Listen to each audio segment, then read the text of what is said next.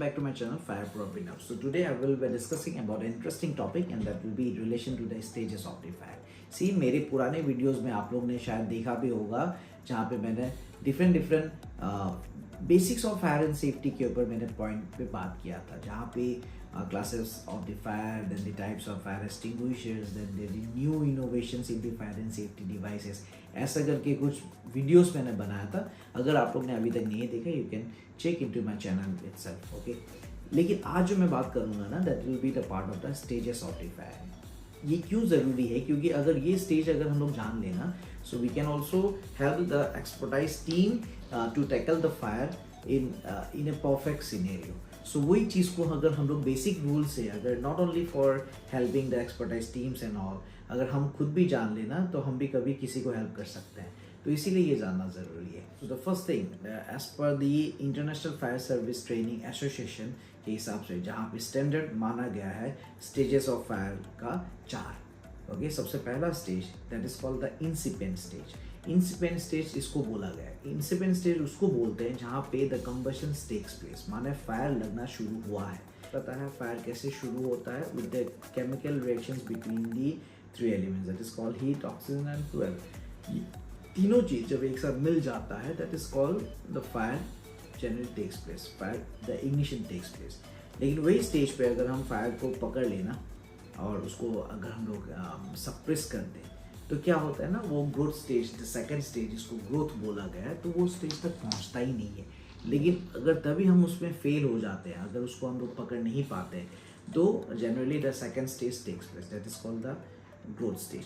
और growth stage में क्या होता है, generally the temperature is more than 350 degree Celsius to 500 degree Celsius.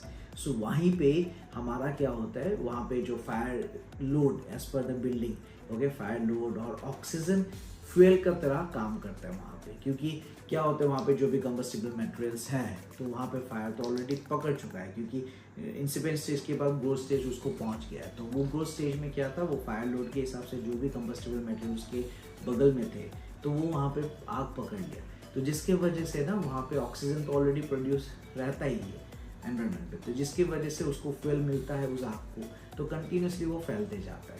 Okay, और फैलते फैलते अगर वो 600 डिग्री सेल्सियस के आसपास अगर पहुंच गया, तो फ्लैश ओवर वहाँ पे आ जाता है. Flash over in the sense जहाँ पे बूम करके आवाज़ आता है.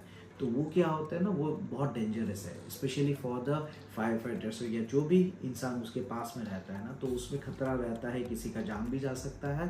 एंड द पॉइंट जहाँ पे हम लोग ऑलरेडी फेल हो जाते हैं, हमारे प्राइमरी फायर एक्सटिंग्विशर्स तो छोड़ ही दो, सेकेंड हमारा जो fix fire fighting installation devices है, वहाँ पे फेल होने का चांसेस रहता है.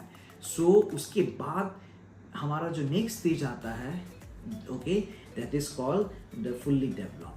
क्योंकि ग्रोथ और फुल्ली डेवलप के बीच में फ्लैश ओवर जो था ना, उसको वही पॉइंट से हम लोग पकड़ते हैं जहाँ पे फुल्ली डेवलप. क्योंकि फ्लैश ओवर के बाद तो नेक्स्ट स्टेज आना है, that is called the fully develop, जहाँ पे ऑलरेडी सब कुछ आग ऑलरेडी फैल चुका है चारों तरफ से. क्योंकि वहाँ पे जो हाइट जो था, मटेरियल्स तो था ही, उसके बाद जो हाइट बढ़ते जा रहे हैं, क्योंकि see as per the heat release rate और द टाइम, जब टाइम बढ़ते जाएगा और फायर का हीट भी उतना ही रिलीज होते जाएगा.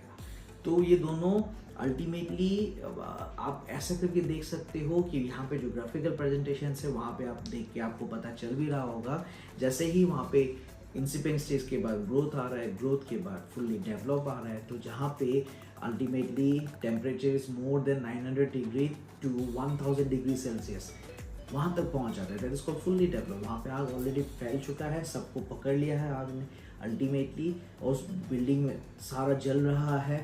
और उसी पॉइंट पे ना, उसके बाद जो नेक्स्ट स्टेज आता है, that is called decay. Okay, decay means पूरा खत्म हो जाना, ऐश बन जाना. ठीक है, ये है हमारा चौथा स्टेज.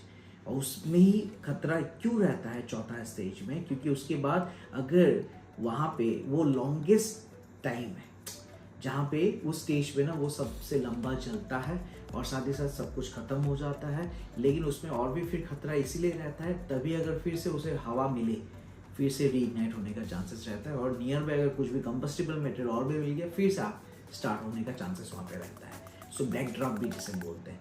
तो it will be quite dangerous position. Okay, so कहीं ना कहीं ये 4 स्टेज को अगर हम लोग सही तरीके से जान लें, उसके हिसाब से हम अपने जो भी इंडस्ट्रीज हो या कोई भी रेसिडेंशियल बिल्डिंग हो, उसके हिसाब से हम अपने फायर फाइटिंग इंस्टॉलेशंस में अगर ध्यान दें तो हमारा ये सारा चीज़ को हम लोग टैकल कर पाएंगे, and which will be going to help our society, our nations as well as the world. Okay, so this is all about the stages of the fire. ऐसे ही करके डिफरेंट टॉपिक्स के ऊपर हम लोग बात करते रहेंगे, मिलते भी रहेंगे, और डेफिनेटली आज अगर आपको मेरा ये वीडियो सही लगे तो kindly press the like button, and if you have not subscribe my channel yet, please subscribe the channel too, and फिर मिलेंगे। with this I'm signing off for today, and thank you for making my day for today itself। okay?